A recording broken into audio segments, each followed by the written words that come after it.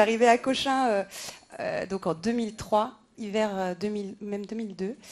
Et donc c'était le début de l'antibiothérapie intraveineuse à domicile.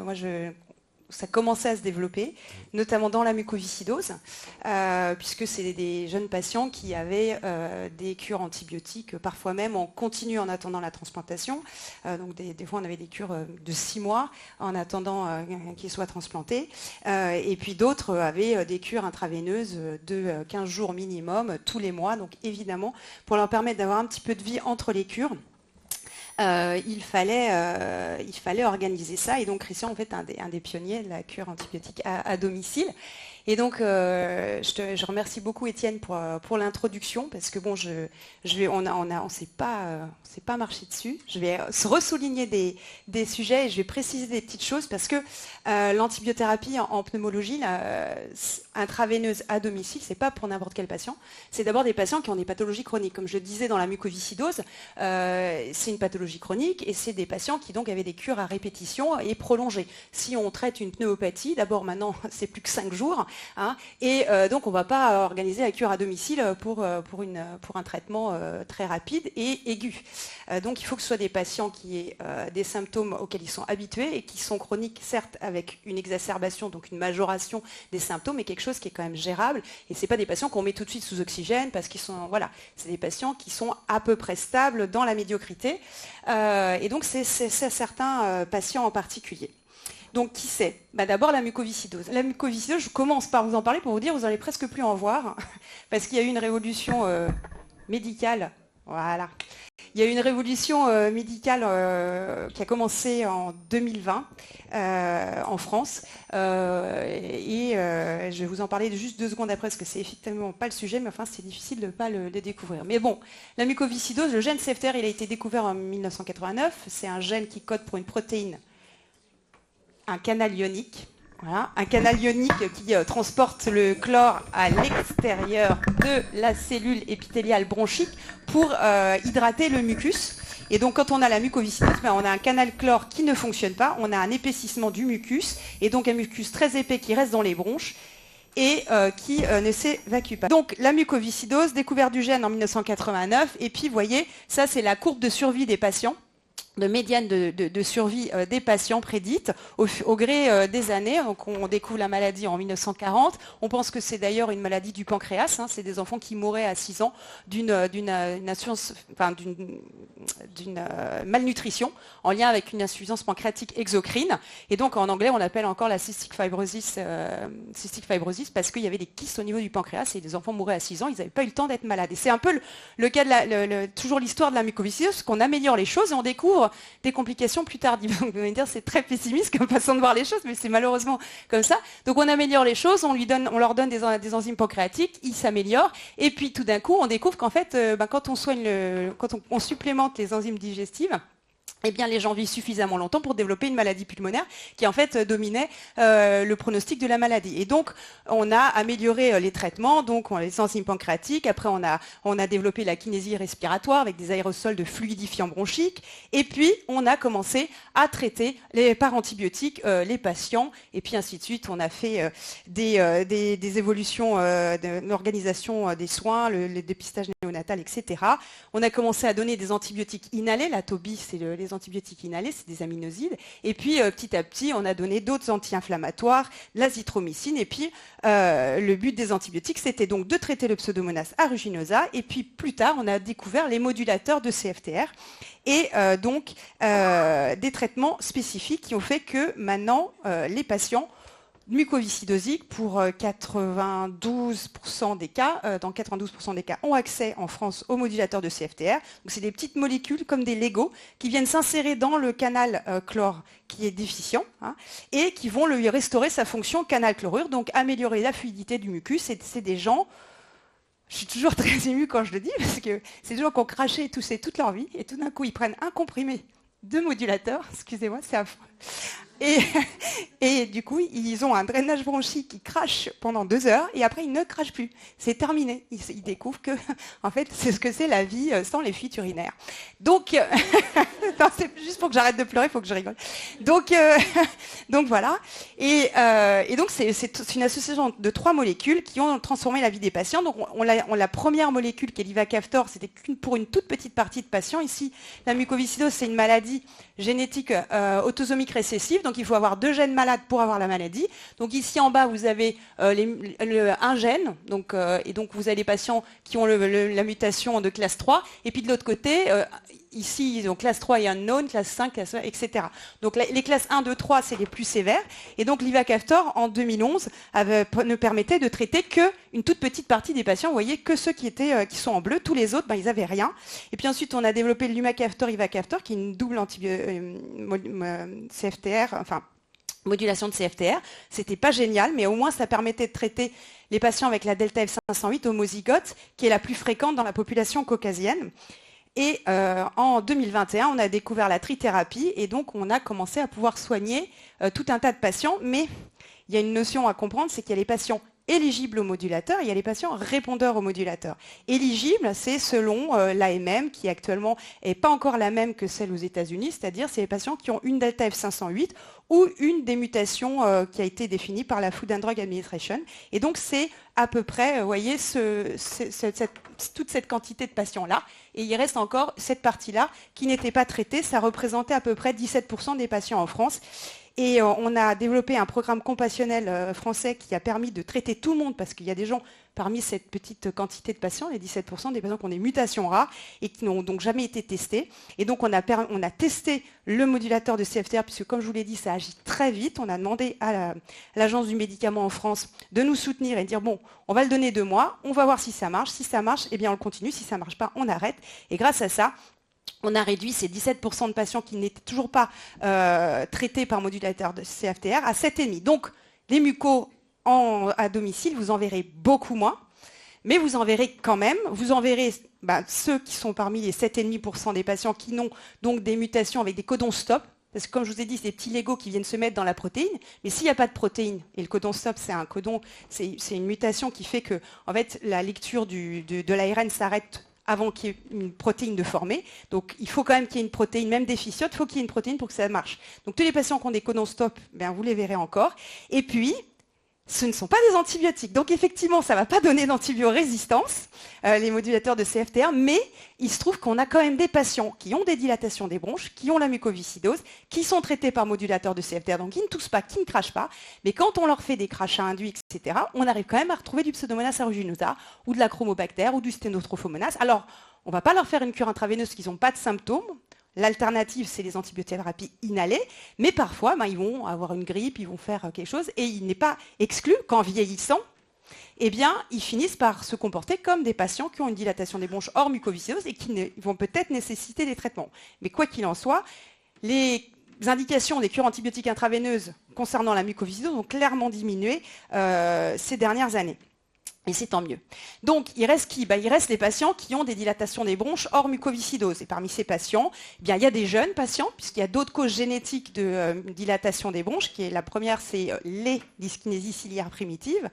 Les dyskinésies ciliaires primitives, la génétique, elle est beaucoup plus compliquée, puisque là, on ne parle pas d'une dysfonction d'une protéine, mais on parle d'une dysfonction d'un petit organe de cellule, donc c'est le cil, et donc un cil, c'est 35 protéines. Donc on peut avoir une mutation d'une des 35 protéines qui constituent le cil pour donner une dyskinésie ciliaire primitive. Donc c'est pour ça qu'on parle des dyskinésies ciliaires primitives et de la mucoviscidose. Et quand on sait que dans la mucoviscidose, un seul gène, on a plus de 2100 mutations connues, vous imaginez la complexité de la génétique des dyskinésies ciliaires primitives. Et c'est pour ça qu'on dit toujours au pluriel. Et évidemment, selon la protéine qui est atteinte, on va avoir un phénotype plus ou moins sévère. Donc ça, c'est les jeunes. Mais sinon, on va avoir plutôt des patients, des femmes, plutôt de la cinquantaine et plus, donc on va dire plutôt âgés. C'est ça le profil des patients atteints de DDB hors mucoviscidose. Donc des patients plus âgés et donc avec plus de comorbidités.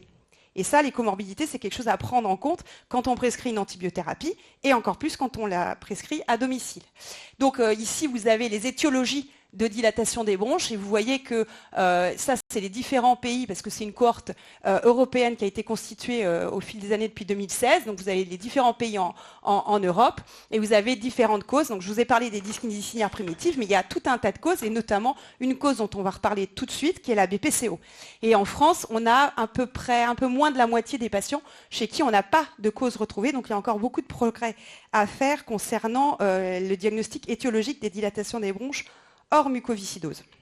Donc, qu'est-ce que c'est qu'une dilatation des bronches? Bien, en fait, on ne peut pas parler de dilatation des bronches tant qu'on n'a pas un scanner thoracique, d'accord? Et il y a 3 signes de dilatation des bronches. Donc ça, c'est la fameuse, ici que vous voyez là, la fameuse image en bague à chaton.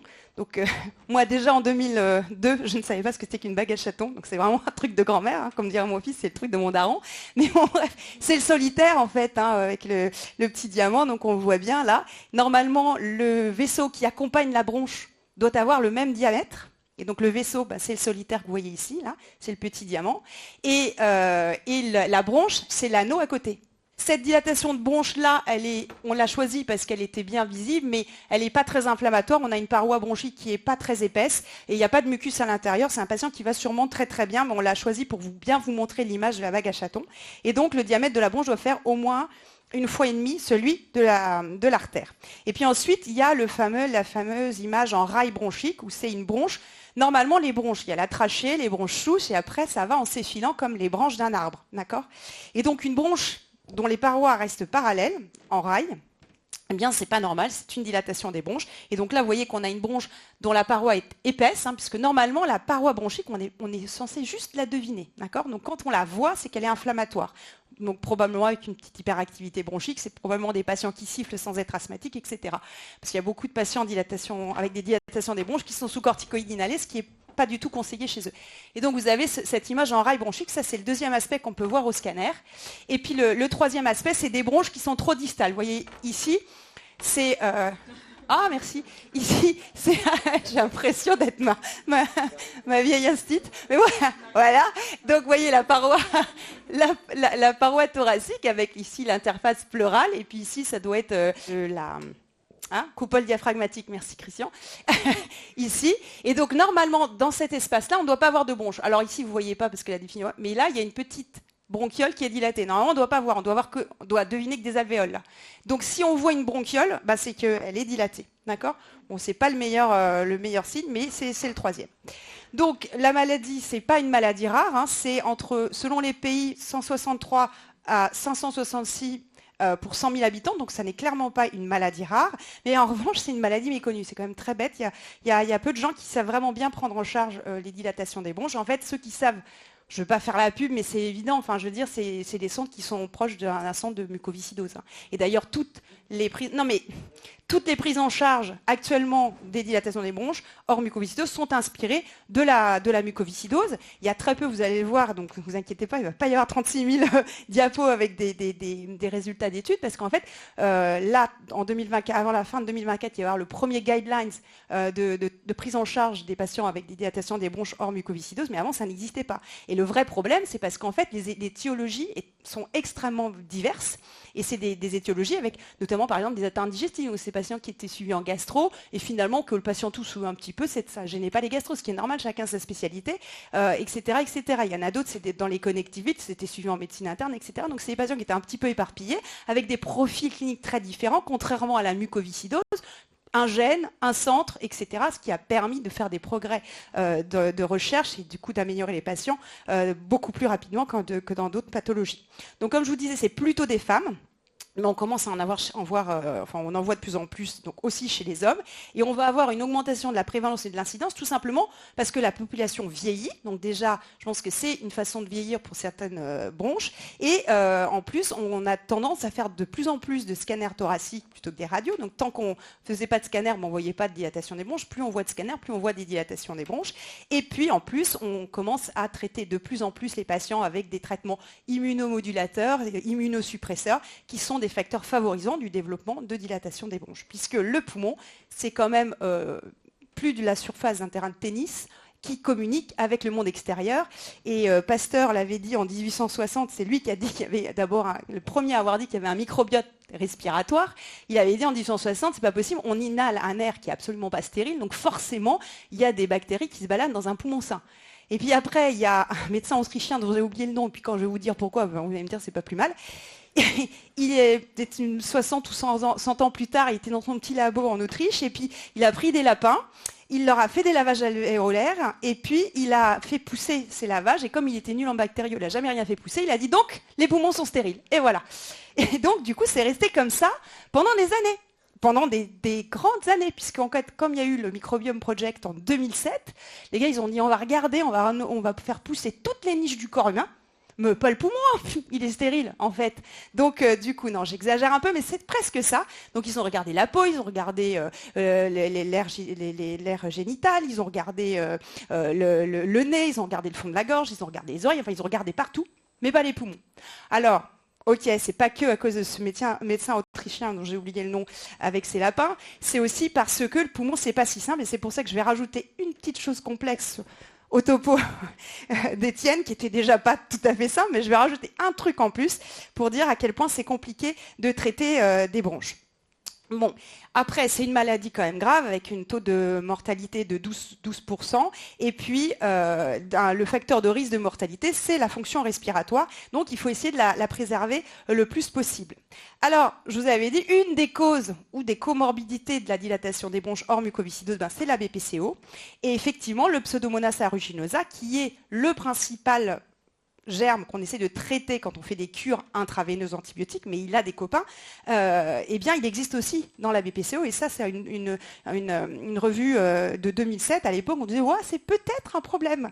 En fait, c'est carrément un problème, surtout que les BPCO, là, de plus en plus, il y a une pression des laboratoires pour qu'on commence d'emblée une trithérapie avec une double bronchodilatation et des corticoïdes inhalés, parce que ça fait pas de mal les corticoïdes inhalés, c'est très bien. Figurez-vous que les corticoïdes inhalés, quand ils sont pas nécessaires, c'est comme tout médicament, ils n'ont que des effets secondaires. Et le premier effet secondaire des corticoïdes inhalés, on dit bah, c'est pas grave, c'est inhalé, c'est pas grave. Bah si, c'est grave. En fait, les corticoïdes inhalés, vous en prenez tous les jours, d'accord? Surtout, et si ça sert à rien, ça ne peut que vous nuire. Et notamment, ça favorise la survenue d'infections chroniques, et pourquoi pas Pseudomonas aeruginosa? Eh bien oui, donc il faut surtout bien poser l'intérêt des corticoïdes inhalés quand on n'est pas asthmatique, d'accord? Voilà, ça c'était un petit message, juste pour vous dire ça. Et donc, dans les dilatations des bronches hors mucoviscidose, on a des poumons qui s'abîment de façon aléatoire. On va voir ça un peu plus loin, c'est-à-dire que des fois, on va avoir une énorme bronche dans le lobe sup et puis une atteinte assez modérée dans la base gauche.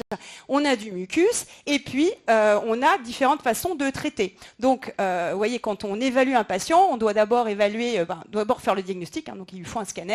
Ensuite, on va l'évaluer en termes de sévérité, de trouver la cause, évaluer sa fonction respiratoire, évaluer la microbiologie et les comorbidités. Les patients mucos, c'est hyper facile. Ils sont nés, ils crachaient, ou ils sont mis à cracher très tôt. Ils savent ce que c'est qu'un ECBC. Ils en font à chaque consultation. On leur fait faire un ECBC, une recherche de mycobactéries et puis une mycologie des crachats. Donc ils savent, ils viennent, 3 crachats, bim. Bon, depuis les modulateurs, c'est beaucoup plus compliqué, mais sinon, c'est hyper simple. Les patients et les patientes DDB, déjà, cracher, c'est pas très poli. Donc c'est hyper dur, ils avalent, ils savent pas cracher, ils savent pas ce que c'est qu'un kiné, ils savent pas ce que c'est que de faire de la kiné. Donc obtenir un crachat, c'est très difficile, mais c'est la base de la prise en charge des patients DDB et c'est vraiment important. Et puis après, on a différentes façons de traiter. D'abord, on traite la cause, vous avez vu dans la mucose, si on lui donne des modulateurs de CFTR, ça le révolutionne. On aimerait bien avoir ça pour tous les patients atteints de dilatation des bronches. Après, la kiné, fluidifier le liquide bronchique, enfin le mucus, très important, leur faire des exercices. Le sport, c'est comme faire un aérosol de sérum physiologique de l'intérieur, c'est hyper important, d'accord? Parce qu'on augmente la fréquence cardiaque, on augmente la chaleur, on augmente l'humidité, et les patients crachent. Donc c'est vraiment important de leur dire de faire du sport. Et puis, évidemment, en troisième position, qu'est-ce qu'on a? On a l'infection, éradiquer l'infection, traiter les exacerbations. On a différents types d'exacerbations, c'est pas le sujet aujourd'hui, mais traiter l'infection et gérer les comorbidités. Alors l'infection, est-ce que le Pseudomonas aeruginosa aeruginosa, c'est un problème dans les dilatations des bronches hors mucoviscidose. Bien oui, c'est un problème. Vous voyez qu'on a 25% des patients dans la cohorte européenne qui ont du Pseudomonas aeruginosa avec un pourcentage très variable par rapport au pays. Alors évidemment, comme c'est des anglo-saxons qui ont fait l'article, ils ont dit « Ah oui, c'est bizarre, il y a un gradient nord-sud. » Peut-être qu'ils ne savent pas faire cracher leurs patients aussi. Parce que quand on crache, on fait bien cracher, ben on trouve. Et quand on ne fait pas cracher, ben on ne trouve pas. Hein. Voilà. Bon, ça, c'était juste pour vous dire ça. Mais ensuite, la mucoviscidose, on va y revenir à chaque fois, même si heureusement vous en verrez moins en moins, eh bien, c'est notre base. Et on sait, comme il crache tout le temps, on sait qu'il n'y a pas que le Pseudomonas aeruginosa, il y a d'autres BGN, le Sténotrophomonas et la chromobactère, et c'est la chromobactère qui est vraiment un problème, qui nous pose le plus de problèmes, nous, en termes de cliniciens, parce que la chromobactère, il est très résistant à tout, et notamment, il ne répond pas très très bien aux aminosides, et nos aminosides, c'est un peu notre meilleur revolver, quoi. Donc voilà. Et puis, il y a évidemment des mycobactéries non tuberculeuses, et puis l'aspergillus qui peut poser des problèmes de résistance. Donc ça, c'était les résultats du registre américain de 2012. Ne vous inquiétez pas, je l'ai mis à jour, ma diapo. Mais c'était juste pour vous montrer, encore une fois, que c'est extraordinaire, les modulateurs de CFTR. Vous voyez que ça, c'est la colonisation bronchique des patients depuis l'âge de 2 ans, moins de 2 ans, jusqu'à plus de 45 ans.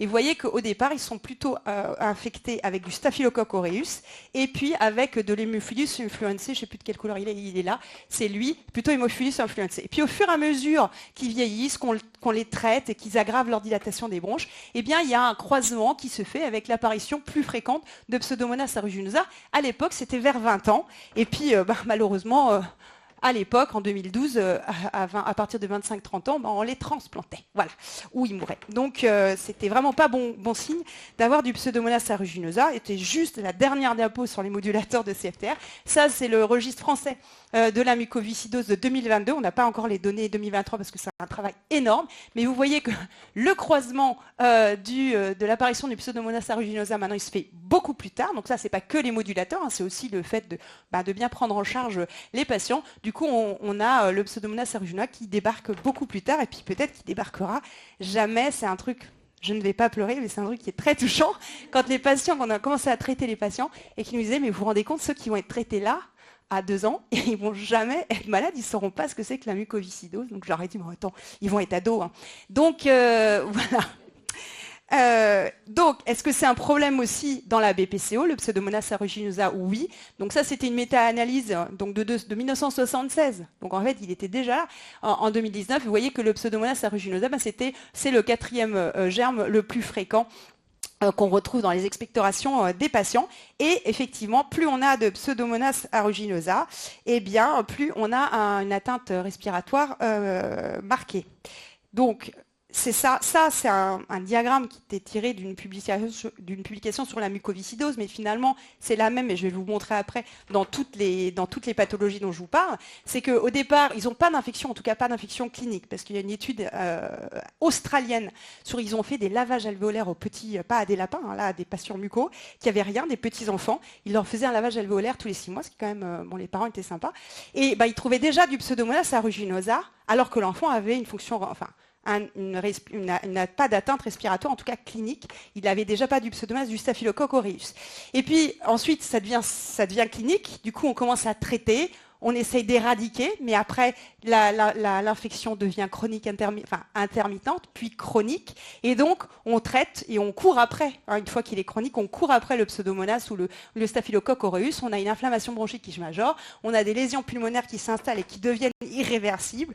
Alors, ce n'est pas le sujet aujourd'hui, mais sachez qu'elles ne sont pas si irréversibles. Mais voilà. Et maintenant, on le sait.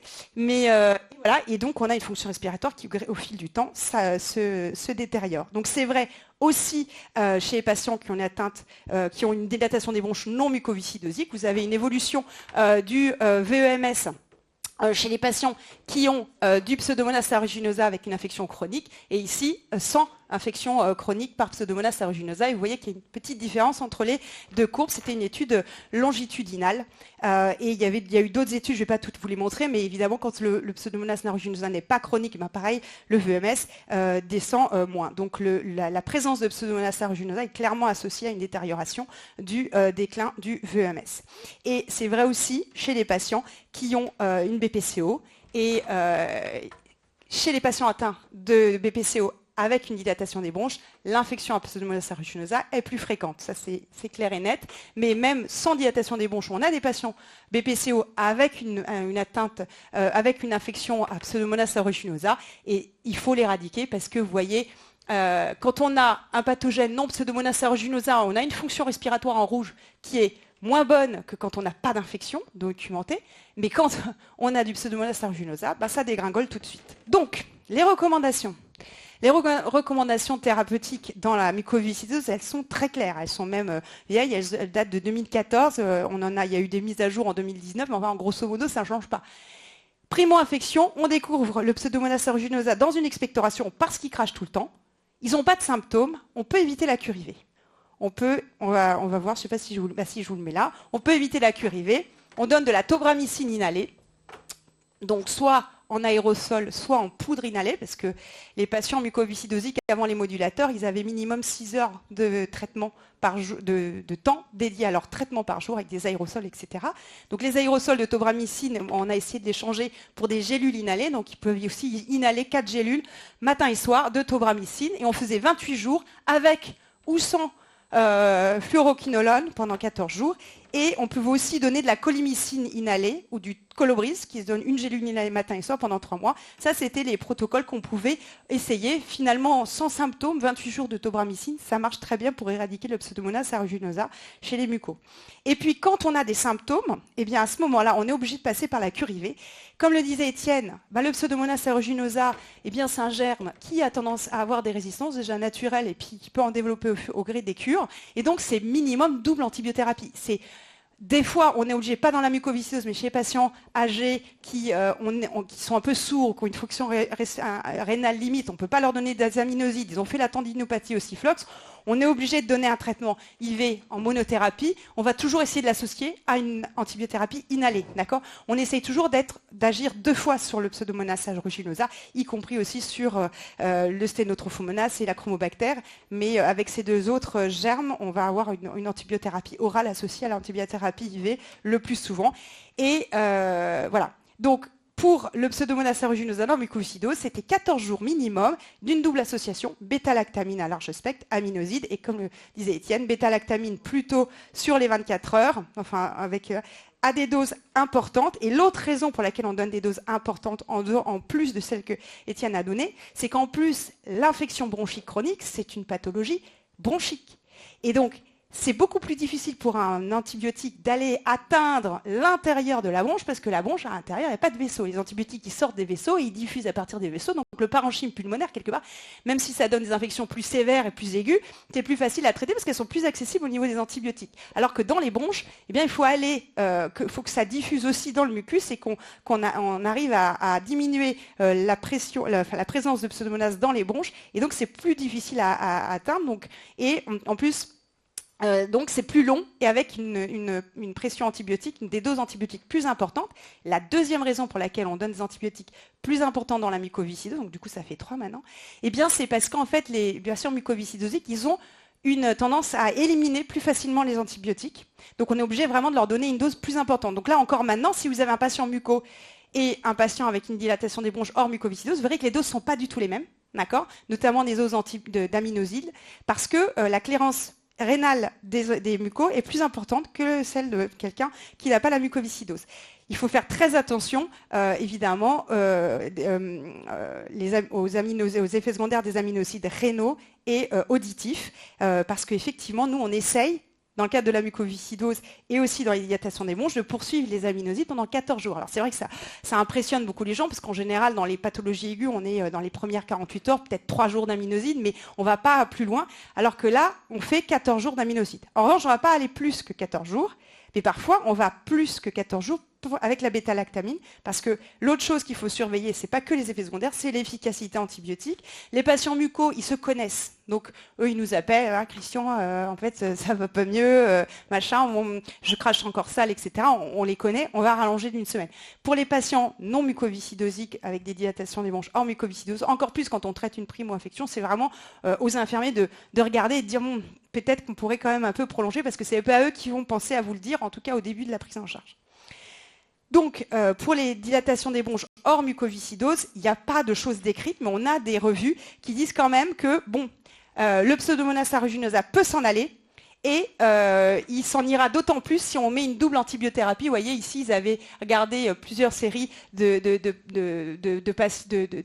revues, enfin d'articles, où ils avaient traité le Pseudomonas aeruginosa, les primo-infections, avec un traitement antibiotique systémique plus un traitement inhalé, et un systémique seul, ben, vous voyez, ça marche mieux. On a un taux d'éradication qui est supérieur quand on traite avec une double antibiothérapie, et surtout, c'est possible. Donc, ça vaut le coup, vu qu'on abîme notre VMS si on garde le Pseudomonas aeruginosa trop longtemps. Donc, en 2017, c'était les premières recommandations de la Société européenne de pneumologie sur les dilatations des bronches, et donc, ils conseillaient 3 trucs un peu vagues, on trouve que ça n'a pas vraiment grand-chose à voir, mais bon.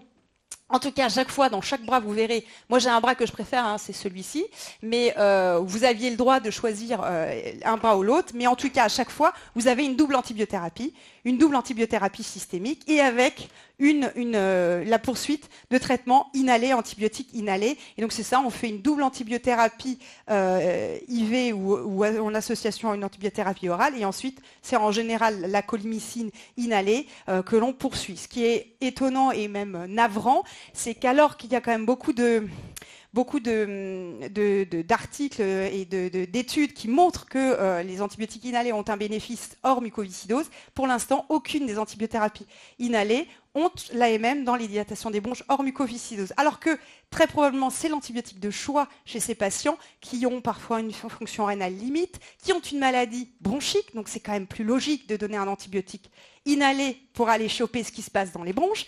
Et malheureusement, bon, pour l'instant, bon, c'est pas très grave, on prescrit hors AMM, et les médecins de la Sécu nous ont appelés pour faire un petit point en disant, mais vous, à Cochin, quand même, vous prescrivez beaucoup. Et on leur a expliqué, ils ont dit, ah bah oui, ok, il n'y a pas de problème. Et donc voilà, donc on peut le faire, et donc soyez pas étonnés, on a des patients avec des traitements inhalés hors mucoviscidose. Alors il y a des études qui sont en cours, là c'est une étude qui n'est pas terminée, qui est en cours de recrutement, où ils ont décidé de faire 4 bras, un bras placebo, ce que je trouve un peu limite, un bras tobramycine inhalé seul pendant 3 mois, ciprofloxacine seul, et là moi je trouve ça vraiment, vraiment limite. Je ne sais pas ce qu'en pense Étienne, mais moi j'ai entendu dire que la ciprofloxacine, c'est des super molécules, hein, mais qui ont tendance à développer des résistances très, très vite. Donc on n'aime pas trop les fluoroquinolones seuls, nous, en tout cas en pneumo. Et puis un autre bras avec de la tobramycine inhalée et de la ciprofloxacine. J'avoue que le bras ciprofloxacine seul me perturbe. Dans la BPCO, alors là, on sait, c'est le flou intégral, on ne sait pas du tout quoi faire avec un patient BPCO qui a du Pseudomonas aeruginosa. Nous, à Cochin, on sait quoi faire, on le traite, hein, ça, il n'y a pas de problème. Et d'ailleurs, le patient va beaucoup mieux, parce qu'il faut vous dire un truc, hein. Quand on ne fait pas gaffe, quand on ne cherche pas le Pseudomonas aeruginosa, les patients BPCO exacerbateurs, on se dit, bah tiens, on va mettre la triple. Donc on rajoute des corticoïdes, alors que le fait d'avoir du Pseudomonas aeruginosa, c'est un facteur d'exacerbation. Donc c'est vraiment penser à dire aux patients de cracher, d'analyser les crachats qu'on voyait que ça part en sucette et qui sont tout le temps en train de faire des exacerbations, parce que simplement traiter le Pseudomonas aeruginosa, on peut repasser à une bithérapie inhalée, donc juste des bronchodilatateurs, et on oublie les corticoïdes. Donc c'est facile, quand on a du Pseudomonas aeruginosa, une BPCO et une dilatation des bronches, on fait les recommandations de 2017. Mais alors quand on a du Pseudomonas aeruginosa et pas de dilatation des bronches, eh bien il n'y a aucune recommandation.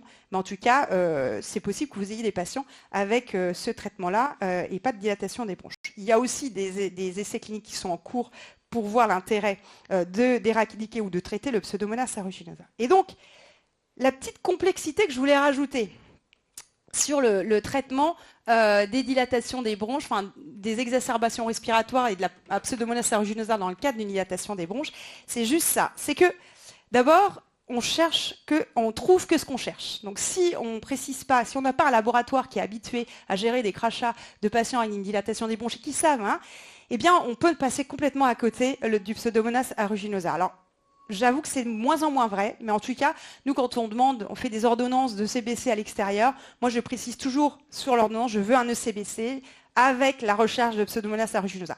Il se trouve que maintenant, je pense qu'ils le font assez systématiquement, mais il faut quand même y penser. Ensuite, ça, c'est la première chose. Et ensuite, il faut comprendre ce que c'est qu'un poumon. Un poumon, c'est vraiment un monde, et c'est plus compliqué qu'une vessie, c'est plus compliqué qu'une infection sanguine. C'est-à-dire que si on trouve un germe dans un poumon, ça n'est pas la moyenne de ce qu'il y a dans le poumon. Donc je vais vous expliquer et puis je vais vous le prouver. Parce que pendant longtemps, faut être honnête, on avait on n'était pas tout à fait d'accord, mais t'étais pas né. Hein. Moi, voilà. Hein. Non, mais tu t'en souviens, toi, Christian, c'était il y a très très longtemps. Hein. Mais il y avait un petit conflit entre les infectiologues, les bactériologistes et les pneumos. Parce que, en fait, on nous rendait des ECBC. Maintenant, les bactéries nous ont dit, non, comme vous en foutez des antibiogrammes, on vous les rend qu'une fois par an. C'est ce qui est vrai. Mais on a eu plus de mal à convaincre les infectieux que les bactériaux. Et on avait un ECBC avec un antibiogramme et effectivement, c'était à l'époque où on n'avait que intermédiaires résistants et sensibles. Hein. C'était plus mal. Et donc, on avait un Pseudomonas et puis on avait toute la liste des antibiotiques et puis résistants machin. Et par exemple, résistant à la tazocilline. Et nous, on continue à prescrire de la tazocilline. Donc, ils venaient nous voir, ils disaient, mais comment ça se fait quand même, vous mettez de la tazocilline, alors c'est résistant et tout ça. On leur disait, mais c'est parce que, en fait, nous, ce qui compte, c'est la réponse clinique. Oui, mais quand même. Et donc, voilà. Donc, c'est vrai que nous, on avait du mal à leur démontrer, mais on leur disait quand même aussi, on a des patients infectés à Pseudomonas aeruginosa, les mucos. Et comme à l'époque, on n'était pas encore super d'équerre pour les cures antibiotiques, c'était encore il y avait toujours un petit peu de délai entre le début de la cure et la réalisation vraiment de la cure IV à domicile. Eh bien, on leur disait, commencez avec de l'augmentin. Alors l'augmentin, l'augmentin, le Pseudomonas, il s'en contrebalance. Hein. Je veux dire, il le voit passer, il fait, ah tiens, il y a de l'augmentin, ça va. Bon, et donc normalement, voilà. Et en fait, les patients, quand même, ils s'amélioraient cliniquement. Et bon, on leur faisait quand même la cure IV derrière, mais voilà. Et donc, déjà, on se disait, il y a quand même un truc qui est passé à côté. Et en fait, c'est le microbiote. Alors après, du coup, au tout début du microbiote, en 2015, la Société européenne de mucoviscidose a dit, tiens, on va essayer de voir si, en fait, on va analyser les crachats des patients et analyser le microbiote. Et du coup, on va leur donner une cure antibiotique anti-Pseudomonas en ne regardant pas le microbiote. Et on va leur donner une cure antibiotique anti-Pseudomonas en rajoutant des antibiotiques qui sont sensibles au premier germe en dessous du Pseudomonas aeruginosa. Un ECBC, une analyse de microbiote d'un muco, c'est 99,9% de Pseudomonas aeruginosa. Et dans le 0,1% qui reste, il y a plus de 300 germes. D'accord ? C'est ça. Bon, il se trouve que cette étude était négative pour tout un tas d'autres raisons, mais l'idée était bonne parce qu'on se disait, mais pourquoi l'augmentin ça marche? C'est peut-être qu'il y a une interaction positive entre certains germes dans le microbiote avec le Pseudomonas aeruginosa, et en agissant sur ces germes avec l'augmentin, eh bien, on rend les choses plus difficiles pour le Pseudomonas. Bon, c'était l'idée. Mais donc voilà, ça c'était l'idée clinique, et donc on n'était pas d'accord, antibiogramme, résistance, nous on s'en fout, machin.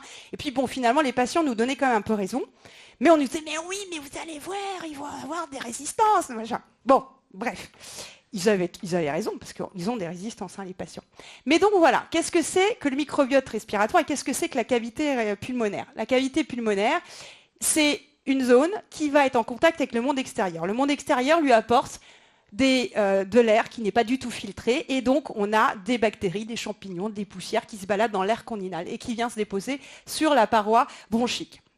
Et puis, on a des muqueuses à côté, notamment sinusiennes et buccales, qui peuvent aussi envoyer des microbes qui se dispersent. Bon, pourquoi pas.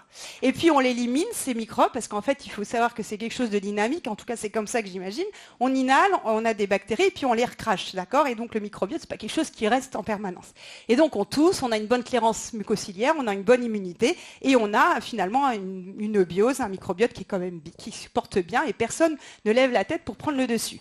Et puis aussi, il faut savoir que le poumon, En haut du poumon, le poumon normal, si vous allez prélever un lobe supérieur, vous allez avoir des bactéries qui se sentent bien dans un milieu sec et froid. Et dans les bases, vous allez avoir plus de bactéries qui se sentent mieux dans un air humide et chaud. Parce que c'est comme ça. Les bases pulmonaires, elles servent à respirer quand on est en permanence, au repos, etc.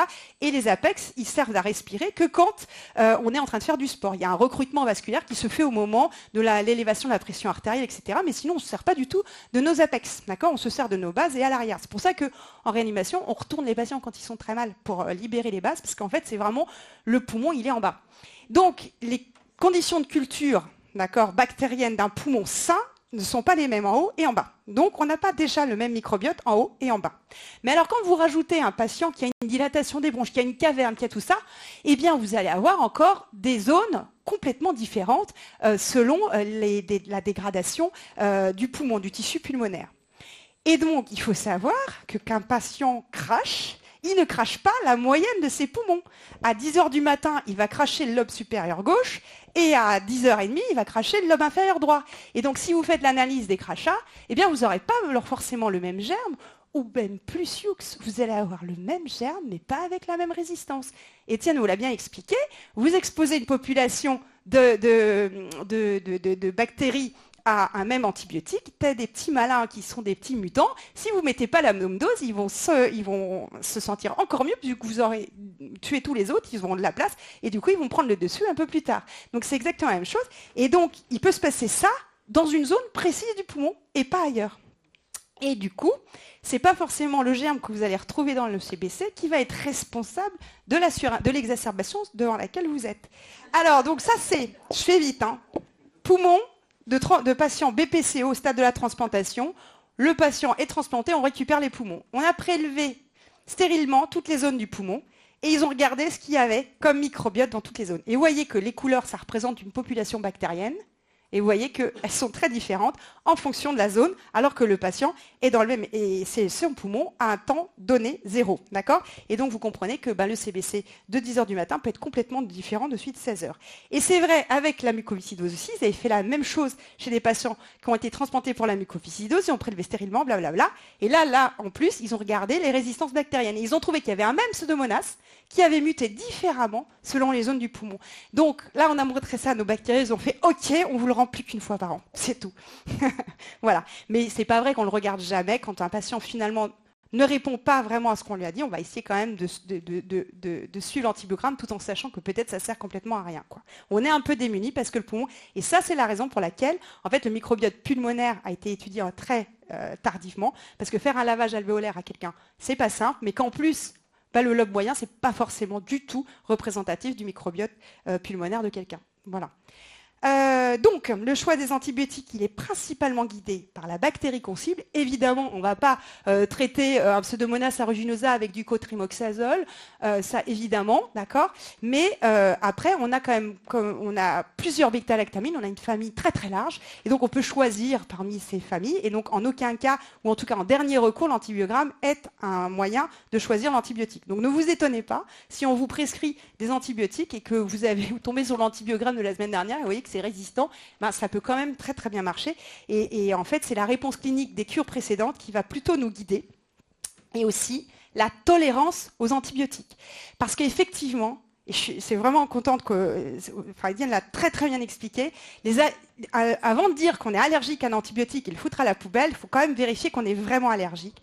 Et les mucos, ils n'ont pas d'allergie vraie, c'est très rare qu'ils aient une allergie vraie, mais surtout au bout d'un moment, avec l'accumulation des antibiotiques, ils ont des toxicités aux antibiotiques, ils ont des toxidermies aux antibiotiques, ils deviennent tout rouges, mais ce n'est pas de l'allergie. Et donc vous allez voir que parfois, on vous prescrit des cures antibiotiques avec de la polaramine, avec des corticoïdes. Des fois, on est obligé. Bah oui. Mais bon, tant qu'il y a des antibiotiques, ça va encore, parce que sinon, ils ne peuvent pas la supporter. Ou parfois même, on a des... Ça repose sur pas beaucoup dans la littérature, mais des introductions très progressives d'antibiotiques. Par exemple, la ceftazidime, on a essayé avec le Zavicefta, je crois qu'on a... Non, le Zerbaxa, on a essayé. Bref, on a commencé à des petites doses pour justement éviter, et ça marche, ils font moins de réactions en introduisant des doses ridicules sur 3 jours pour arriver à la bonne dose. Voilà. Après, je pense que ces petites doses, moi, ça me gêne, parce que d'un point de vue infectieux, bactériologique, c'est un petit peu fou. c'est probablement mauvais, mais c'est le seul moyen de pouvoir maintenir une antibiothérapie correcte à une bonne dose chez un patient qui ne va pas devenir œdémacié de partout, rouge et qui se gratte dans tous les sens. Et ce n'est pas une allergie. Donc une éruption cutanée n'est pas forcément une allergie. Et donc voilà. Je vous disais, bêta-lactamine 14 jours minimum, aminoside 5 à 14 jours selon le terrain et la tolérance. Les mucos, on leur mettait des aminosides pendant 14 jours sans arrière-pensée, mais ils voyaient un ORL quasiment tous les 6 mois pour vérifier l'audiogramme, etc. Mais les gens qui ont 70 ans, qui ont une insuffisance rénale, qui prennent des antihypertenseurs, voilà, on a plutôt tendance à préférer la ciprofloxacine, et aussi chez les jeunes qui ont une dyskinésie ciliaire primitive, qui ont une atteinte auditive de base du fait de leur maladie, on a plutôt tendance à avoir de la ciprofloxacine, mais malheureusement, ça marche beaucoup moins bien. Donc voilà, et effectivement, on donne des doses plus importantes chez les mucos et aussi chez des bébés non mucos pour les raisons qu'Étienne nous a expliquées. Donc, l'antibiothérapie en pneumologie à l'hôpital ou à domicile, très souvent, on la commence à l'hôpital, parfois on la commence directement à domicile, mais la première cure, on la commence à l'hôpital. D'accord ? Après, les autres, on va pouvoir les commencer directement à la maison, les patients se connaissent, ont été éduqués, etc. S'ils ont des notions d'allergie, s'il y a un protocole d'introduction progressive un peu complexe, etc., on préfère les garder à l'hôpital, ou en tout cas au début. Quand c'est des personnes âgées, avec une autonomie limite, qui ne peuvent pas appeler au secours alors qu'ils sont tout rouges, c'est aussi un petit peu difficile. Quand ils n'ont pas de maison, la situation compliquée sociale, il faut organiser une cure IV au SAMU, au 15, au SAMU 115, c'est un petit peu compliqué. Et puis, évidemment, s'ils sont insuffisants cardiaques et qu'on veut prescrire de la tazociline et que les médecins disent sous G5, mais que Christian dit oui, mais du coup, ça va être très visqueux, eh bien, on peut pas. Voilà, donc on surveille. Et puis, quand ils ont un abord veineux compliqué, voilà. À domicile, quand on a géré l'abord veineux, peak line, midline, ça Christian va en parler après, quand le patient est autonome et capable d'appeler au secours, et quand il a déjà eu une cure antibiotique intraveineuse. Le vrai problème à domicile, en fait, c'est le pic et le résiduel d'aminoside. Moi, je vis ça, c'est un cauchemar quotidien, parce que très souvent, je vous le dis, c'est ce qui se passe dans 70% des cas, c'est que d'abord, on a le résultat. Une fois que la cure est terminée, c'est un petit peu dommage, et on a besoin, donc le résiduel, c'est la toxicité, donc c'est celui qu'on attend le plus, et puis le pic, c'est l'efficacité, donc c'est un petit peu dommage d'avoir les résultats à la fin de la cure, parce qu'on a du mal à rattraper la dose, vu qu'on a déjà fait les 14 jours, c'est foutu. Et ça, en ville, c'est impossible d'avoir, les laboratoires de ville nous rendent jamais, quoi. Voilà. Donc ça, c'est le cauchemar. Et puis, malheureusement, il y a encore des problèmes de compréhension sur quand faire le pic, en combien de temps, etc. Ne pas prélever, je pense que tu vas en parler, ne pas prélever sur le peak line, le résiduel, parce que du coup, on se retrouve avec des taux de résiduel complètement hallucinants. Donc, effectivement, le pic et le résiduel, il faut le prélever sur la voie périphérique, alors qu'on a un magnifique peak line, il ne faut pas céder à la tentation. Donc, les effets secondaires, je vais passer vite parce que Étienne les a bien détaillés et ça tombe bien parce que moi, j'en parlais comme ça en live. Les oreilles. Donc, si vous constatez un patient qui dit « je commence à avoir des acouphènes, qu'est-ce que t'as dit, la dame ?» Bon, là, il faut nous appeler parce que du coup, on arrête les aminosides. Le cœur, là, vous vérifiez la pression artérielle, les symptômes de surcharge. S'il se met à avoir du mal à respirer alors qu'on est en train de faire le cure IV et qu'il a de la tazociline 16 grammes à diluer dans du sérum Phi, il faut nous appeler. Les reins, pareil, on regarde la pression artérielle, on regarde la durée. Si un patient commence à moins bien pisser, c'est mauvais signe. On a des réactions pas allergiques, mais des toxicités, notamment au pénème rénal, qui sont catastrophiques, avec des insuffisances rénales monstrueuses. Donc vraiment, la durée, c'est quelque chose à surveiller. Et évidemment, quand on vous demande le pic et le résiduel, on demande aussi la créate et le bilan hépatique. Donc on surveille la créatininémie à ce moment-là. Et à ce moment-là, on arrête évidemment, si la créatininémie ou les patients ont une diurèse qui chute d'un coup, on arrête tout de suite les aminosides. La peau, il faut regarder l'abord veineux, vérifier qu'il n'y a pas d'infection, qu'il n'y a pas de thrombose, etc. La peau, éruption cutanée, infection des muqueuses, fièvre, tout ça, ça peut être pas une allergie, mais une toxicité, et donc ça peut vouloir dire on va mettre juste de la polaramine. On va pas forcément arrêter la cure, on va mettre de la polaramine, on va mettre des corticoïdes, on va traiter la mycose avec des antifongiques. Ou des bains de bouche. Et puis, les nausées et les vomissements. Donc ça, très souvent avec les PNM, on a des nausées et des vomissements. Là, du coup, on diminue un petit peu la dose de fond, même à regret, mais c'est comme ça. Et puis, les diarrhées, ça, c'est très clairement moins fréquent dans les cures IV que dans les cures orales. Bon, mais ça peut arriver quand même. Et effectivement, si vous avez une diarrhée, la première chose à faire, c'est demander une recherche de toxines de Clostridium difficile. Après, effectivement, on a une dysbiose microbiotique qui met des semaines à récupérer. Donc, on peut souvent associer à la cure antibiotique intraveineuse, mais parfois orale, nous on le prescrit systématiquement, des probiotiques, de l'ultralevure à dose très importante. Ça peut toujours un petit peu aider. Quand on a des nausées au méropénème ou à l'imipénème, on a tendance avant de dire on baisse la dose, on a tendance à donner des antiémétiques pour voir si on arrive à passer comme ça en surveillant le foie, si il tient le coup. Et puis le foie, pour tous les antibiotiques, on vérifie le bilan hépatique. Et bien sûr, le résiduel d'aminosides qui est vraiment le témoin de la toxicité des aminosides. Et il ne faut surtout pas oublier l'efficacité, parce que faire 14 jours de cure, si au bout d'une semaine on voit que le patient il tousse, il crache, il ne faut pas hésiter à nous appeler en nous disant ça ne marche pas. Et du coup, on peut être amené à changer, parce que si on se dit, dis donc, ça ne marche pas au bout d'une semaine, et en fait la cure d'avant, c'était il n'y a que 2 mois, alors que celle d'avant, elle avait fait ça, on avait attendu 6 mois avant de recommencer, peut-être qu'on peut changer notre fusil d'épaule dès la première semaine si vraiment aucune efficacité. Il faut vérifier que donc là, tout s'améliore, les expectorations, que le patient ne se met pas à cracher du sang, parce que s'il y a une complication importante, s'il est oxygéno-requérant, bien sûr, ça c'est une cause de ne pas faire la cure à domicile, de le prendre en hospitalisation. Et donc s'il fait une dyspnée, une oppression, notamment les patients chez qui on met des bêta-lactamines et qu'on ne peut pas mettre de ciprofloxacine ou d'aminoside et qu'on met des antibiotiques inhalés, le principal effet secondaire des antibiotiques inhalés, c'est le bronchospasme. Donc il faut nous appeler parce qu'on ne va pas forcément les arrêter, mais on va majorer la bronchodilatation pour rester en bithérapie. Et bien sûr, le pic d'aminoside, s'il est trop bas, on n'est pas efficace. Donc on peut prolonger la cure et on peut aussi hospitaliser les patients si ça s'aggrave. Donc en finale, et j'ai fini, c'est bon? Pourquoi, pour qui, comment? Eh bien, c'est les bronchopathes chroniques qui ont du Pseudomonas aeruginosa ou autre, et qui font une primo-infection, une exacerbation sur fond d'infection chronique. Donc, il faut juste que vous sachiez que maintenant, vous n'allez plus avoir des petits jeunes mucos qui connaissent super bien leur maladie et qui crachent facilement et qui savent passer un coup de fil. Vous pouvez avoir des patients plus âgés, un peu plus perdus, un peu plus seuls, et donc avec un peu plus de comorbidité, donc un peu plus fragiles. Mais en tout cas, ça se passe bien, mine de rien, quand même à domicile. Et mine de rien, eux aussi, ils ont le droit d'avoir une vie sympathique. Et c'est vrai que c'est plus sympa d'avoir une cure à domicile qu'ailleurs.